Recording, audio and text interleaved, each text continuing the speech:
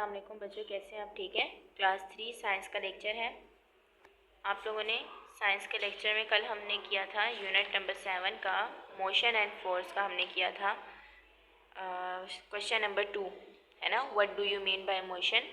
आज हम करेंगे क्वेश्चन 3, ठीक है, ये वाला, what are the effect on the object. ठीक है, नंबर 1 कि ऑब्जेक्ट का फोर्स पे क्या असर होते हैं। Number 1, great motion is produce by the greater force.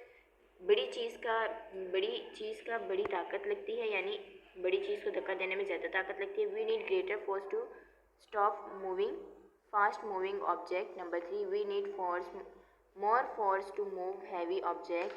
Number 4, we need less force to move less light object. Okay, आपने चार आपके पॉइंट्स हैं, आप लोगों ने अपनी कॉपीज़ में लिखने, ठीक है, और याद भी करके आना। मैं आप लोगों से सुनूंगी, और जिनका प्रीवियस काम नहीं चेक आज आके चेक करवा लें, ठीक है। मैं आप लोगों का काम भी चेक कर लेती हूँ, ठीक है। ओके, अल्लाह हाफिज़।